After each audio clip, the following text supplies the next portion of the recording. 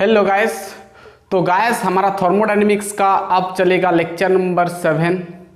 तो ये लेक्चर में हम एक नया टॉपिक स्टार्ट करेंगे, बहुत ही इंपॉर्टेंट है आपका, जो है हेस लॉ। ठीक है, सुने हो, हेस लॉ पढ़ेंगे तो बहुत ही इंपॉर्टेंट है। ये आपका थर्मोडायनेमिक्स चैप्टर का बहुत ही इंपॉर्टेंट पोर्शन है। ठीक है, स्टार्ट करें। तो चलिए स्टार्ट करते हैं। मेरा नाम है शंकर गुरुम और आप देख रहे हैं ओ लर्निंग पॉइंट। इससे पहले हम क्या पढ़े थे ना, टाइप्स ऑफ एंथैल्पीज पढ़े थे। तो यहाँ पर भी पहले थोड़ा हम एंथैल्पीज का दूसरा एक पार्ट हम डिस्कस करेंगे, है ना। फेज ट्रांजिशन में क्या होता है एंथैल्पी चेंज, वो हम थोड़ा पहले देखेंगे। ठीक है, फेज ट्रांजिशन में एंथैल्पी चेंज क्या होता है। देखिए, फेज ट्रांजिशन मतलब क्या होता है ना, जैसे सॉलिड से अगर हम लिक्विड बनाएं या फिर लिक्विड से गैस बनाएं तो फेज ट्रांजिशन हुआ, यानी फेज बदल रहा है। तो वहां पर एंथैल्पी चेंज क्या होता है वो पहले देखेंगे, फिर हम हेस लॉ देखेंगे। तो बहुत ही इंपॉर्टेंट है। तो लिखें पहले एंथैल्पी चेंज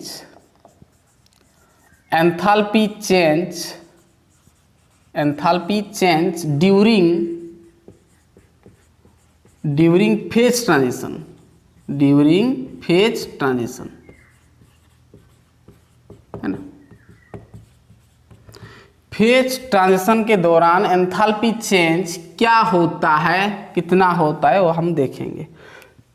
ठीक है, सबसे पहले आपका आता है एंथैल्पी ऑफ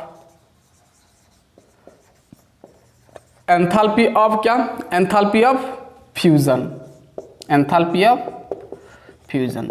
अब फ्यूजन में क्या होता है ना, सॉलिड से आपका क्या होता है, लिक्विड बनता है।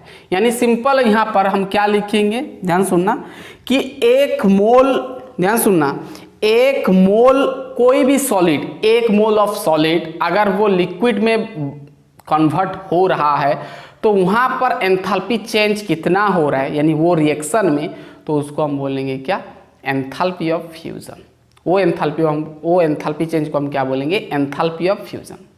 क्या समझ में आया कि कोई भी सॉलिड, 1 मोल सॉलिड किसमें चेंज हो रहा है भाई, रिएक्शन का मैं बात करूं, अगर कोई भी रिएक्शन में, कोई भी पर्टिकुलर रिएक्शन में अगर 1 मोल सॉलिड किसमें कन्वर्ट हो रहा है, लिक्विड में कन्वर्ट हो रहा है, तो वहां पर जो एंथैल्पी चेंज मिलेगा वो आपका एंथैल्पी ऑफ फ्यूजन होगा। ठीक है, तो यहां पर क्या लिखोगे ना, द अमाउंट ऑफ हीट भी लिख सकते हो, अमाउंट ऑफ हीट यानी एंथैल्पी चेंज कह सकते हो, वही दोनों सेम है। यानी द अमाउंट, ध्यान सुनना, the amount of heat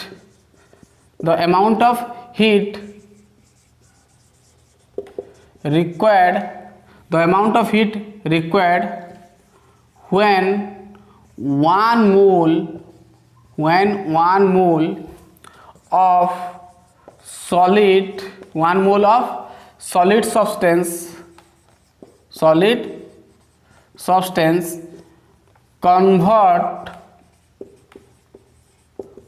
converted to its liquid state, यानी कोई भी सब्सटेंस, यानी सॉलिड सब्सटेंस यानी 1 मोल सॉलिड सब्सटेंस लिक्विड स्टेट में कन्वर्ट हो रहा है, तो वहां पर जो अमाउंट ऑफ हीट चेंज होगा, यानी अमाउंट ऑफ हीट मिलेगा, उसको हम क्या बोलेंगे, एंथैल्पी ऑफ फ्यूजन। वो चाहे हीट इवॉल्व हो, बाहर निकले, या फिर एब्जॉर्ब हो। ठीक है, तो यहाँ पर जैसे मैं यहाँ पर आपको एक एग्जांपल दे रहा हूँ, H2O सॉलिड फॉर्म में, यानी आइस सॉलिड फॉर्म में होता है। ठीक है, अब आइस क्या हो गया ना भाई, लिक्विड बन गया, H2O लिक्विड पानी बन गया, गर्म कर दिया तो पानी बन गया। तो यहाँ पर देखा गया कि डेल्टा H, ये फ्यूजन है तो हम यहाँ पर लिखते हैं फ्यूजन, है ना, F, और फ्यूजन ऐसे लिख दो, डेल्टा H फ्यूजन। तो कितना आया भाई, +6.0 किलो जूल पर मोल आया भाई। एक्सपेरिमेंट से पता चला मेरे को, इतना आया। यानी एंथैल्पी ऑफ फ्यूजन कितना मिला मुझे, 6.0 किलो जूल पर मोल। किसका फ्यूजन हुआ भाई, आइस का, सॉलिड का, किसमें हुआ, लिक्विड में।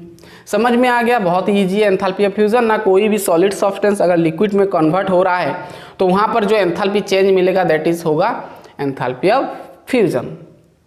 ठीक है, अब चाहो तो ये लिक्विड से सॉलिड भी बना सकते हो, जैसे O है, यहाँ पर लिक्विड से अगर मैं कूल कर दूँ, यहाँ पर कूल कर दूँ तो मुझे फिर क्या मिलेगा, सॉलिड मिल जाएगा, है ना, सॉलिड मिल जाएगा।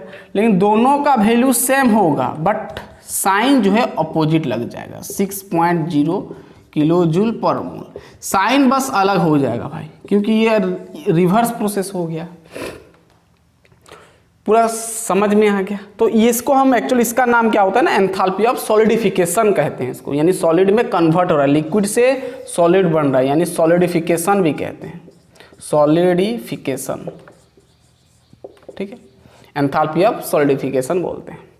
तो समझ में आ गया कि कोई भी लिक्विड सॉलिड सब्सटेंस यानी 1 मोल सॉलिड सब्सटेंस अगर लिक्विड में कन्वर्ट हो रहा है तो वहाँ पर जो चेंज ऑफ एंथैल्पी मिल रहा है वही आपका एंथैल्पी ऑफ फ्यूजन होगा।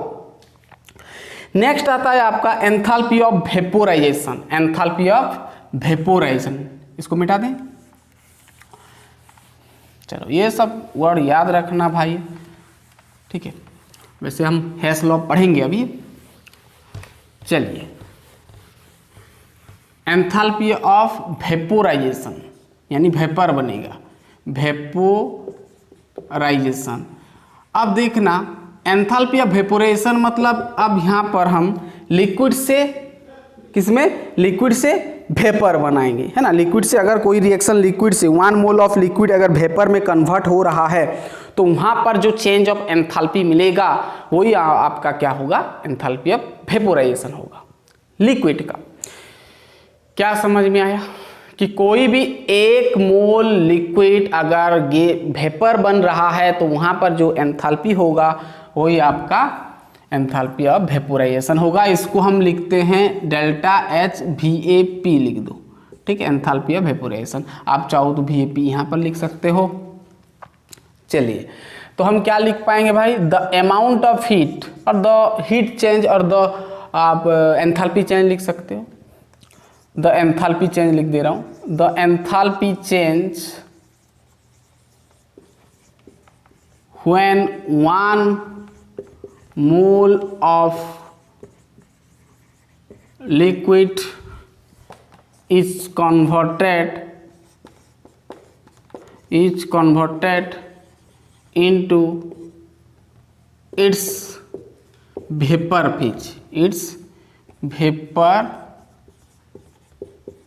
phase, ठीक है।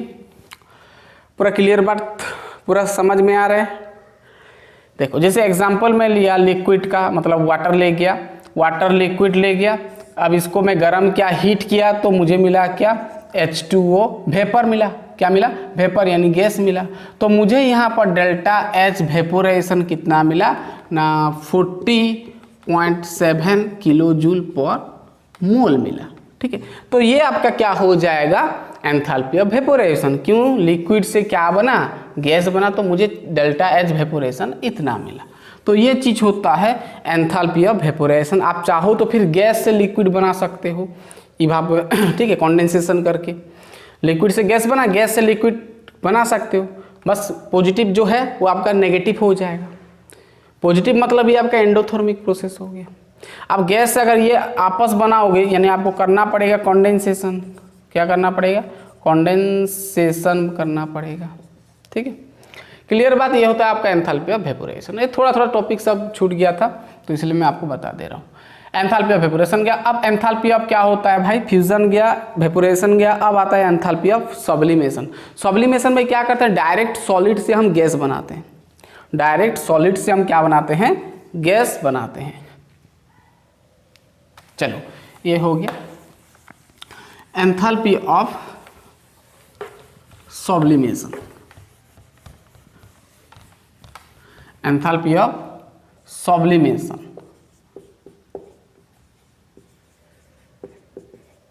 एंथैल्पी ऑफ सब्लिमेशन, इसको हम लिखते हैं डेल्टा HSUB, ठीक है, एंथैल्पी ऑफ सब्लिमेशन।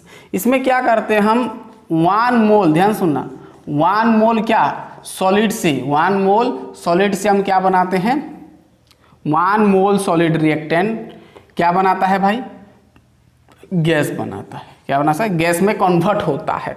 तो वहाँ पर जो चेंज ऑफ एंथैल्पी मिलेगा, यहाँ पर जो चेंज ऑफ एंथैल्पी मिलेगा, चेंज ऑफ एंथैल्पी मिलेगा, वही आपका क्या होगा, एंथैल्पी ऑफ सब्लिमेशन होगा।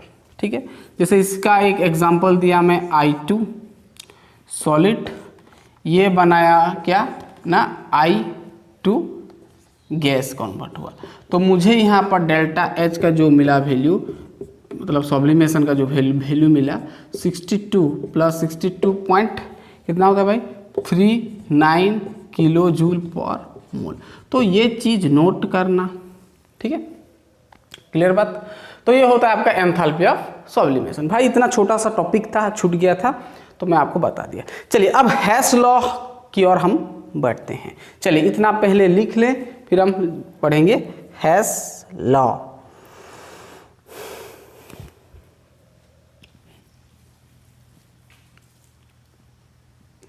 क्लियर हो गया, लिख लें,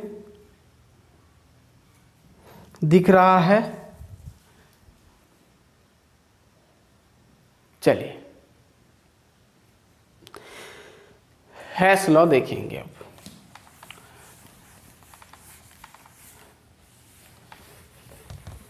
चलिए बोर्ड में पूछ लेता है हेस लॉ क्या होता है।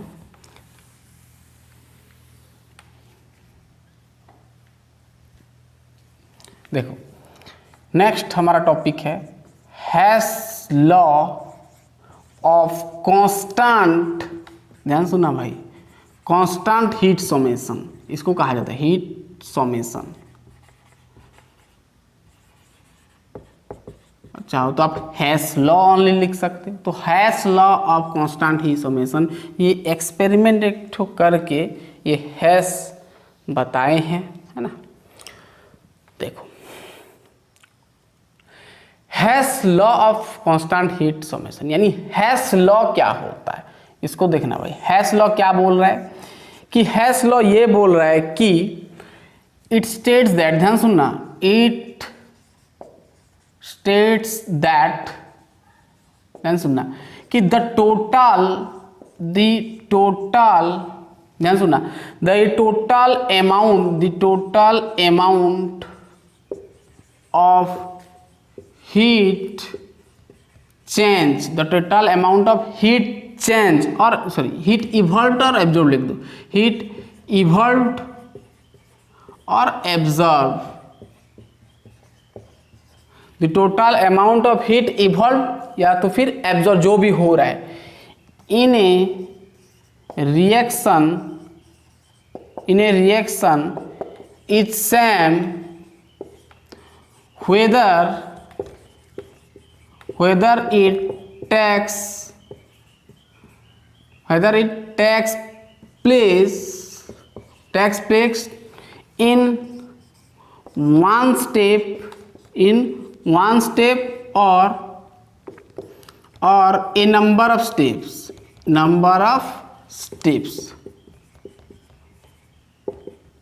नोट करना भाई क्या बोल रहे हैं।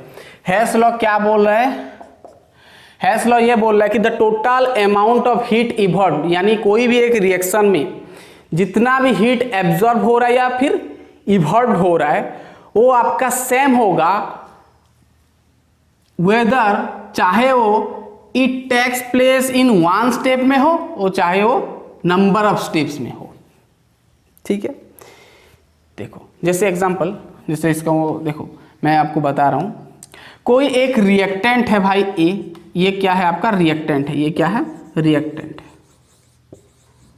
क्या है रिएक्टेंट है। ये रिएक्टेंट ध्यान सुना, ये रिएक्टेंट बना क्या, प्रोडक्ट डी बनाया, प्रोडक्ट बनाया डी। तो ए डी ये रिएक्टेंट से प्रोडक्ट बना और यहां पर मुझे हीट कितना मिला ना, हीट मिला क्यू। मान लो ये क्यू इवॉल्व हुआ यानी हीट रिलीज हुआ, ए से डी बनाने में हीट इतना क्यू हीट रिलीज हुआ। ठीक है, तो ये आपका स्टेप वन एक ही स्टेप में मिल गया। तो हैश लॉ क्या बोल रहा है कि जो आपका एक स्टेप में मिलेगा जितना हीट इवॉल्व या फिर एब्जॉर्ब होगा वो चाहे जितना नंबर ऑफ स्टेप कर लो तो वो भी उसका वैल्यू सेम ही रहेगा। मान लो जैसे ए से मैं रिएक्शन को थोड़ा कॉम्प्लिकेटेड कर दिया, यहाँ पर बी लगा दिया, ए से बी एक रिएक्शन है, फिर बी से यहाँ पर एक ठो पॉइंट लगाया मैं सी, ठीक है, और एक तो पॉइंट लगाया मैं C, और C से फिर गया D। तो A to B मुझे जाने में कितना हीट इवॉल्व लगा, मान लो Q1, इधर Q2, इधर Q3, मतलब A to B गया तो मुझे इतना हीट इवॉल्व हुआ, ये बाहर निकला, रिलीज हुआ। फिर B से C जाने में मुझे Q2 हीट इवॉल्व हुआ, फिर C से D गया तो Q3 हीट रिलीज हुआ। तो ये टोटल को अगर जोड़ोगे तो इतना ही आएगा, ये हेस लॉ बोलता है। यानी यहाँ पर जो, यानी देखो अगर हम हीट इवॉल्व का बात करें, हीट इवॉल्व्ड,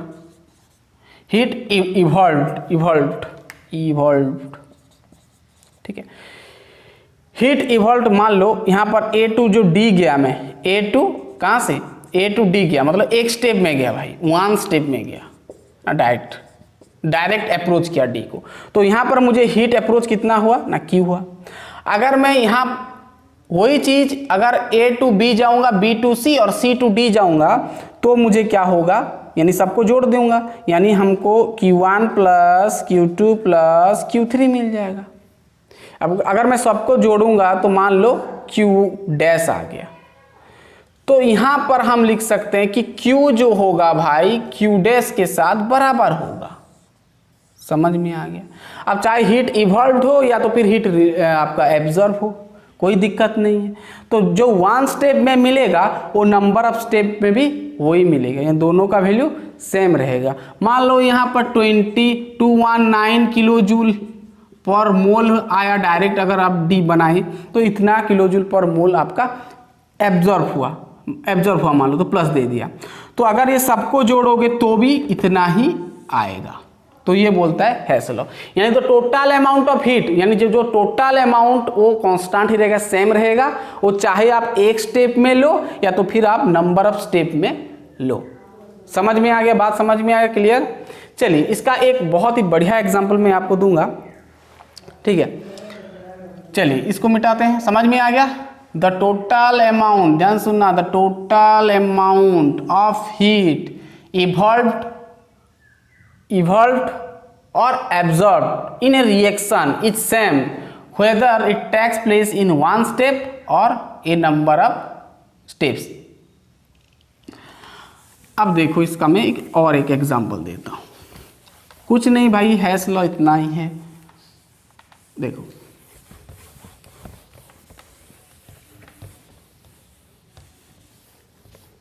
ठीक है, क्लियर। देखो मान लो एक मैं रिएक्शन बनाया, कार्बन सॉलिड से मुझे मिला CO2 कार्बन डाइऑक्साइड। तो मैं यहाँ पर क्या होगा, यहाँ पर एंथैल्पी ऑफ कॉम्बुशन होगा भाई, एंथैल्पी ऑफ कॉम्बुशन होगा, यानी हमें यहाँ पर O2 दूंगा, यानी ऑक्सीडाइज हुआ तो CO2 मिला।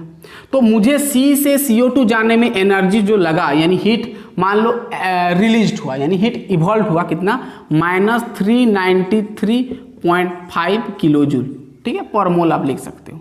अब वही चीज ये तो डायरेक्ट में अप्रोच किया, स्टेप मतलब वन स्टेप में हो गया, वन स्टेप में हो गया भाई ये, ठीक है।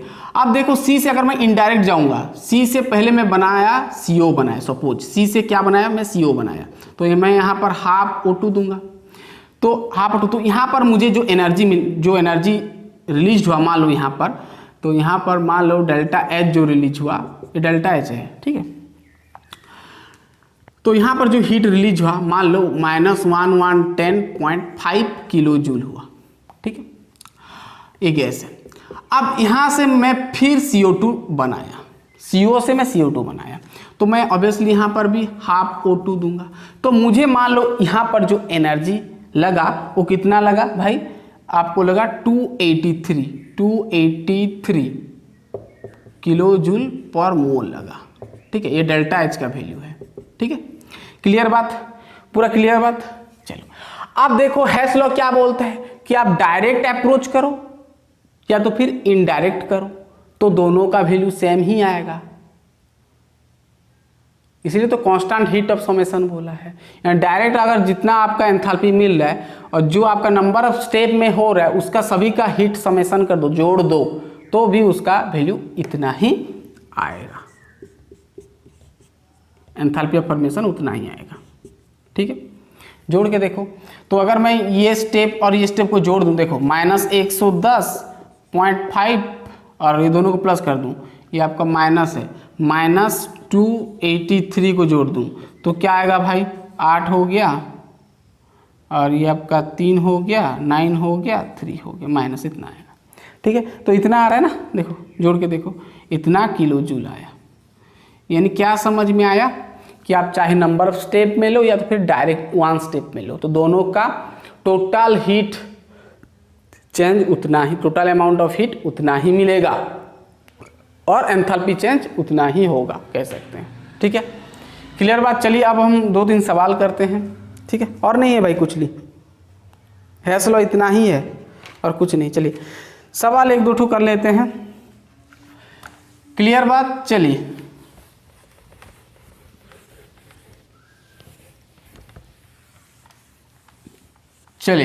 Question number 1। पिछले का लेक्चर में जैसे किए थे उस टाइप का थोड़ा यहाँ पर आपको क्वेश्चन मिलेगा। देखना, आपको गिवन दिया है 2 ठो रिएक्शन। देखो एक रिएक्शन दिया है आपको, कार्बन सॉलिड है, O2 लगाया, गैसियस फॉर्म में है, तो भाई CO2 मिल गया, गैसियस फॉर्म में है। तो यहाँ पर जो एंथैल्पी ऑफ रिएक्शन दे दिया स्टैंडर्ड कंडीशन में -393.5। स्टैंडर्ड को मत देखो भाई, जो भी है चलेगा, हम कर सकते हैं। ठीक है, दूसरा आपको दिया है क्या, CO गैसियस फॉर्म में है, हाफ O2 लगा दिया तो यहाँ पर मिला CO2। ठीक है, तो यहाँ पर जो एंथैल्पी ऑफ रिएक्शन है -283.0 किलो जूल है। ठीक है, तो आपको बोला है कि calculate the enthalpy of formation, enthalpy of formation निकालना है किसका, ना CS प्लस हाफ O2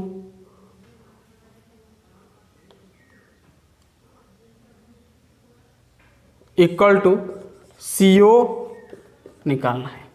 ठीक है, ये आपको निकालना है। तो यहाँ पर आपको पूछा है कि डेल्टा RHF का वैल्यू कितना होगा, एंथैल्पी ऑफ रिएक्शन, फॉर्मेशन बोला है वही चीज। ये एंथैल्पी ऑफ रिएक्शन, ये रिएक्शन का एंथैल्पी है, ये रिएक्शन का उतना एंथैल्पी है, तो आपको एंथैल्पी ऑफ फॉर्मेशन इसका निकालना है। तो भाई बहुत ईजी है, क्या करना है देखो, तो पहले इक्वेशन 1 को उठाओ, ये आया। इक्वेशन 2 देखो, अरे भाई यहाँ पर दिख रहा है, क्या दिख रहा है, अगर हम माइनस कर देते तो ये मिल जाएगा ना, देखो माइनस कर दिया। इक्वेशन ये 1 है, ये 2 है, तो इक्वेशन 1 और 2 को मैं माइनस कर दिया। ठीक है, अब C माइनस CO हो गया, एक गैस है। ठीक है, ये माइनस है, ये माइनस है, ये कट गया, माइनस हाफ O2 से O2 जाएगा तो प्लस हाफ O2 हो जाएगा, इधर 0 हो गया। तो भाई C plus half O2 equal to C plus half O2 रख दिया, माइनस CO उधर आएगा तो प्लस CO हो गया। हम जो निकालना चाहते थे वही निकल गया, देखो ये वाला। तो यहाँ पर क्या होगा एंथैल्पी ऑफ फॉर्मेशन, जैसे मैं बताया था प्रीवियस लेक्चर में, क्या करते हैं, जो आप इक्वेशन का जो कैलकुलेशन कर रहे हो इसके अकॉर्डिंग 1 - 2 कर रहे हो, तो 1 का एंथैल्पी ऑफ रिएक्शन माइनस कर देना 2 का एंथैल्पी ऑफ रिएक्शन, यानी भाई 1 - 2 करना, 1 - 2 करना। तो क्या आएगा, 1 का क्या है -393.5 है, -28 माइनस करना है तो माइनस माइनस प्लस हो जाएगा, 283.0 किलो जूल। अब चाहो तो यहाँ पर किलो जूल दे दो। तो इसको अगर आप सॉल्व करते हो तो आपको मिलेगा क्या, -110.5 किलो जूल पर मोल कह सकते हो। ठीक है, ये भी नीट में आया था शायद, देख लेना, बहुत ईजी है। चलिए अब और एक ठो नीट का मैं सवाल करूँगा, 2013 का। क्लियर बात। समझ में आ रहा है? बहुत इजी है। चलिए लिख लें, इतना दिख रहा है।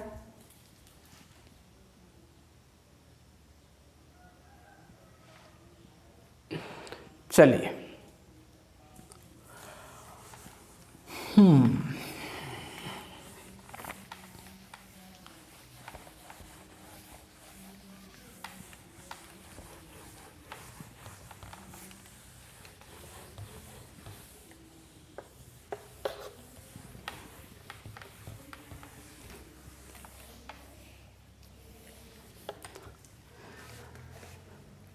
चलिए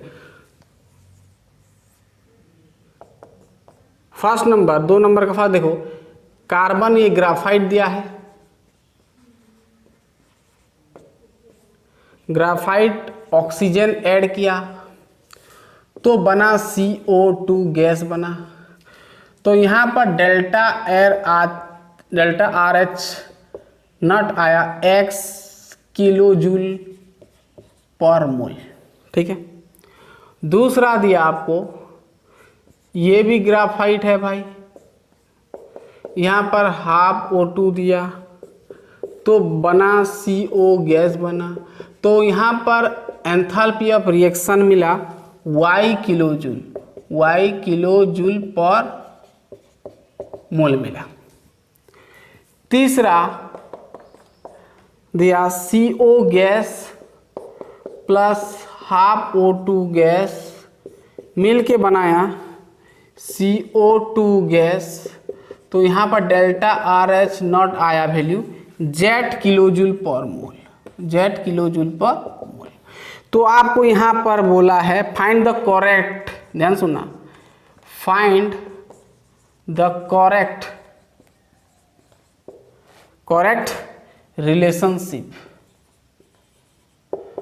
रिलेशनशिप आपको निकालना है। ऑप्शन दिया है, 1 नंबर ऑप्शन दिया है x equal to y minus z होगा। बी ऑप्शन दिया है z equal to x plus y होगा। सी ऑप्शन दिया है x equal to y plus z होगा। और डी ऑप्शन दिया है y equal to 2z minus x होगा। तो इसमें से कौन सा रिलेशनशिप करेक्ट होगा आपको दिखाना है। अब देखो, अब ये 3 ठो रिएक्शन को अच्छे से देखना। ये आपका नीट में आया था, नीट 2013 में पूछा गया सवाल है। ठीक है, देखना। अब अगर हम गौर से देखेंगे तो अगर हम इक्वेशन 1 देखो,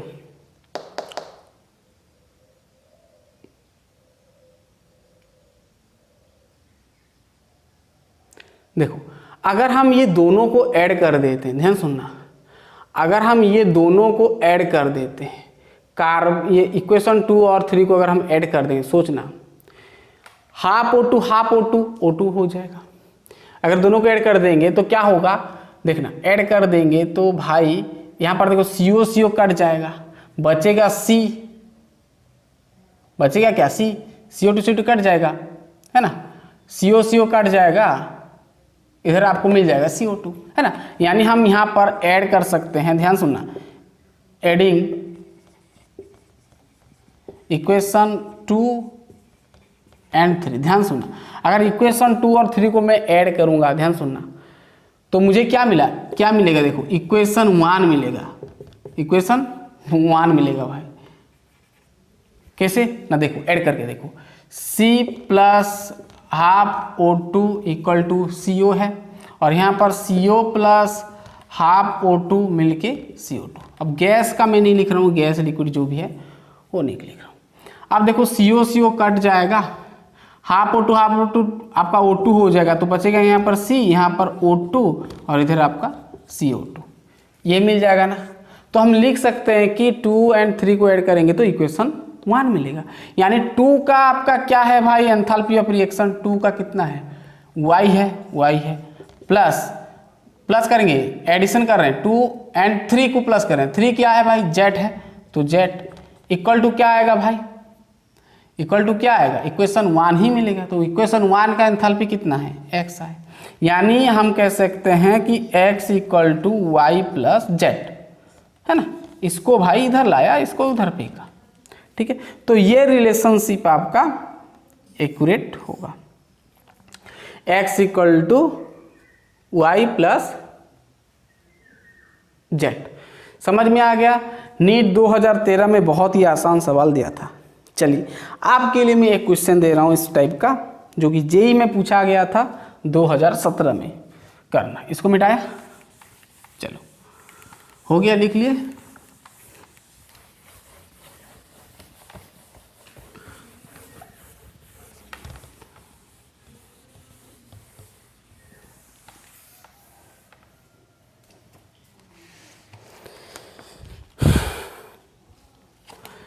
चलिए 3 नंबर इस टाइप का दिया थोड़ा मैं। सी ये ग्राफाइट है, GRAPH लिख दे रहा हूँ, ग्राफाइट। यहाँ पर O2 दिया तो मिला CO2, ठीक है, गैस। तो यहाँ पर डेल्टा H R नॉट दिया है -393.5 किलो जूल दिया है।